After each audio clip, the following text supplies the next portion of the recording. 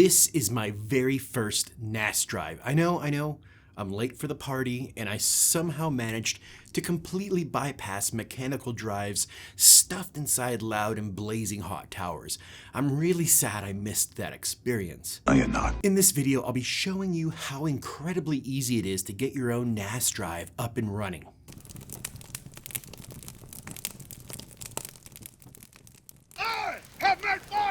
Greetings, I'm Mike and welcome to Dreamin' Digital. If you're the type of person who used to love going to Software Etc. for the latest video games, then you're in the right place and I'd like to welcome you home. If you end up enjoying the video today, I would love for you to slap around the like button and subscribe to the channel to help me grow. Choosing the right recipe is tough when you're relatively fresh and new to the world of NAS drives. There are a ton of options and different configurations you can choose from out there.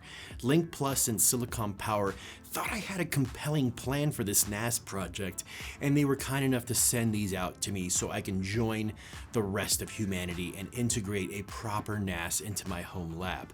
So thank you for providing me this experience. And please note, guys, no matter who I collaborate with on this channel or on Audio Architects, my other channel, my opinion is mine and mine only. My opinion isn't for sale.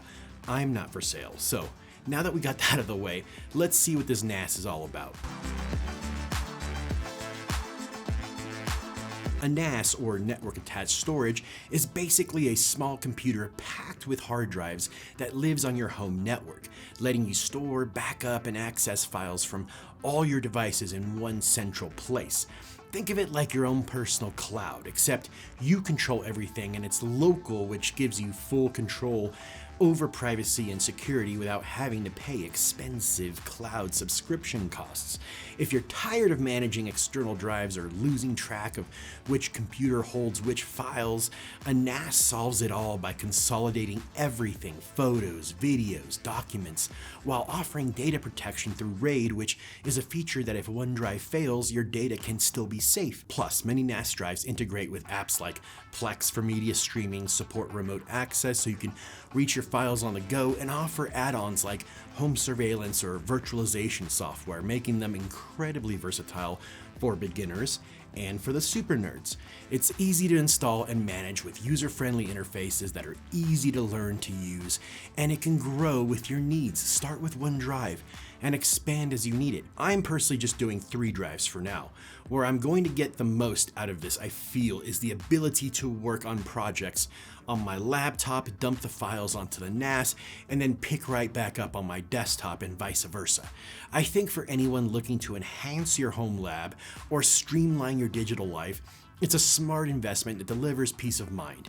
If any of this sounds like it offers some kind of value to your workflow or media needs, then let's keep going. Let's start things off with the looks. The brushed metal front fascia and solid black plastic case is an excellent contrast. I also really like how thin and sleek the entire presentation is.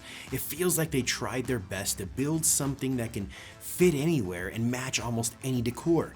It's inconspicuous enough to where you wouldn't think it's a NAS drive. Can I just say, branding is on point. That logo actually reminds me of the Lincoln Park logo, their second logo if my memory serves me. I dig it, I totally dig it. Once you pull the front tab down on the front of the unit, you see 2 drive bays for 2 2.5-inch SSD drives with SATA connections as well as a USB-C input. Around the back, it's very matter of fact, a 2.5 gig Ethernet port, 2 USB-A 3.2 Gen 2 ports, and a HDMI 2.0 port and a 3.5mm audio out. Everything you need to get yourself going. Honestly though, I think I'm probably only going to use the Ethernet port because all the configurations are done on your computer through the unrated web user interface. On the bottom of the device are 2 trap doors which can house up to 4 NVMe drives. So the 2 2.5-inch drive bays in the front and then the 4 on the bottom can handle up to 8 terabyte drives, allowing this device to possess up to 48 terabytes. Not too shabby. Inside the device is an Intel Celeron N5105 CPU with 4 cores and 16 gigabytes of memory. This should run very smoothly.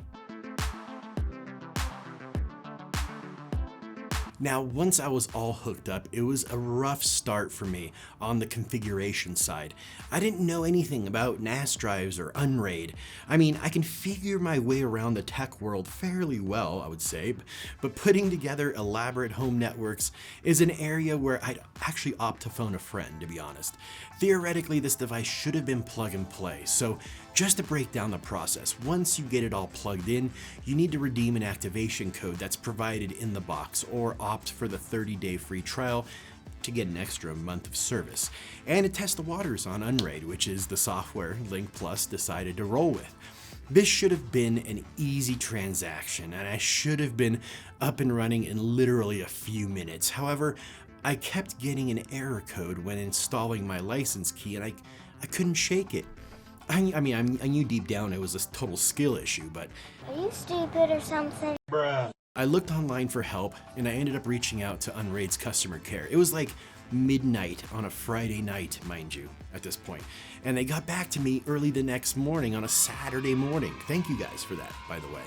So what was happening was the time clock inside the dashboard was set for something that wasn't my time and my time zone. So they recommended putting in this information here, and I rebooted everything, and then it worked just fine.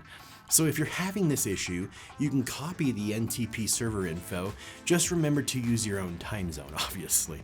For this project, Silicon Power sent me two 2.5-inch SSD drives, both 4 terabytes. So I designated one of the drives as a parity drive. In Unraid, a parity drive is a dedicated hard drive that stores additional data called parity information, which allows the system to reconstruct data on the other drives in the array if one of them fails, effectively acting as a safety net against data loss by just enabling data recovery from the remaining drives using the parity information.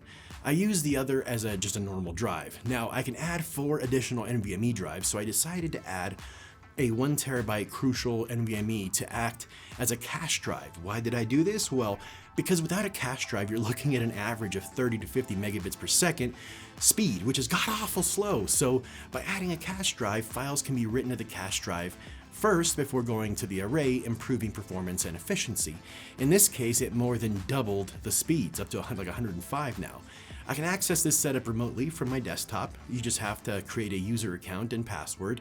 Now, to move files from, let's say, your desktop to the NAS, you need to create what they call a share. So you name it whatever you want and then give it whatever permission you want. I decided to call mine main folder and only allow my personal user account to access it, which is fine. Nobody else needs to use my NAS.